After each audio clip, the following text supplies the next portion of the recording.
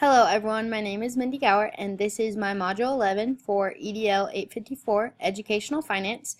Throughout this module, I was given the opportunity to create a Google slide presentation covering the topic of gifts to students or staff. So let's get started. Generally, educators are very thoughtful, so gift giving becomes a natural part of school life. However, throughout Chapter 10 of School Money Matters, I found out that a simple act of kindness, such as gift giving, can turn into a detrimental act for the school if simple guidelines are not followed. Throughout Chapter 10 of School Money Matters, I learned about the guidelines for gift giving to follow so that a simple act of kindness cannot turn into a detrimental act.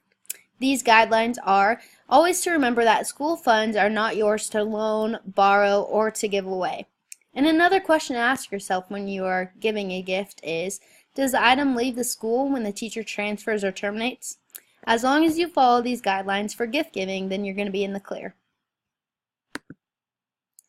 Gifts for students can be broken down into two different categories. These two categories are as incentives for fundraising events and as awards for special achievements. Each category has their own specific guidelines, and I went ahead and broke those two categories apart in the following slides. So, gifts to students as a fundraising incentive. So, fundraising incentive gifts should be given only to the students who participated in the fundraising event. The prize should be age appropriate and inexpensive to the overall profitability of the event.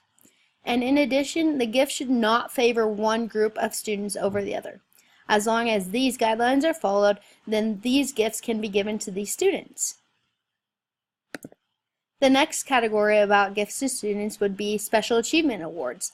So, when you are recognizing students, the gifts and rewards presented should be nominal in value and age appropriate.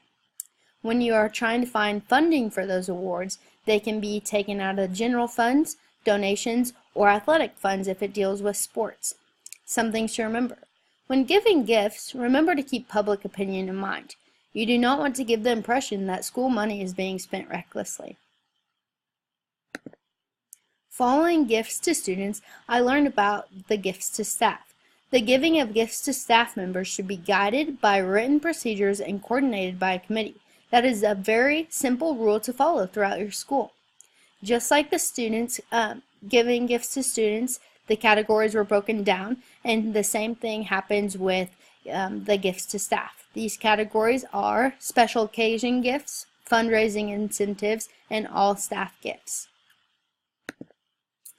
When a special occasion occurs, such as a wedding or a staff member had a new baby or a death in the family occurs, then a special occasion gift can be given. It must be reasonably priced, and it is paid for with staff remembrance funds.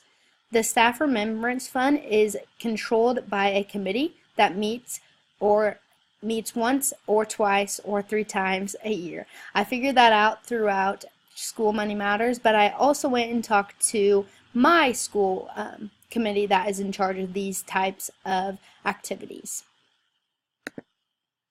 Another category is the fundraising incentive. So if a staff member participates in fundraising projects, then a gift to a staff member may be appropriate. Another simple rule to remember is to keep the gifts reasonable in cost and no more than 5% of the overall profit. All staff gifts. Similar rules apply to all staff gifts. They must be nominal in cost, paid for with staff-generated or donated funds. And a general rule of thumb to go by is if the staff generates the fund, it is appropriate to use the funds to benefit the staff. So there are a lot of rules of thumbs to follow throughout this presentation, but as long as those guidelines are followed, then gift giving can be occurring throughout the school year. Special efforts for students or staff.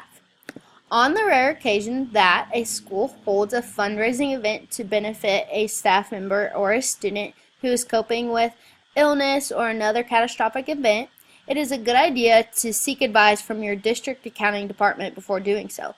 The reason why I'm saying this is because there are a lot of simple rules or a lot of rules that can be broken even if you are trying to follow them.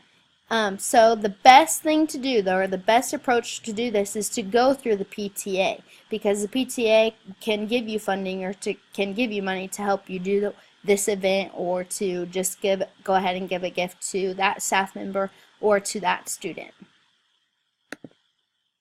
I went ahead and I did my own research throughout my school district and just my school alone. And throughout this slide, I went ahead and I talked about what was in the school handbook, but I also talked to my committee at my school, and so it was great to learn about what we do and if we follow the same guidelines that were listed throughout Chapter 10 of School Money Matters. These are the references that I used throughout this presentation: School Money Matters and also my school district's handbook. If you would like to go ahead and look at that, that would be awesome. But if you don't, I understand. Thank you for watching.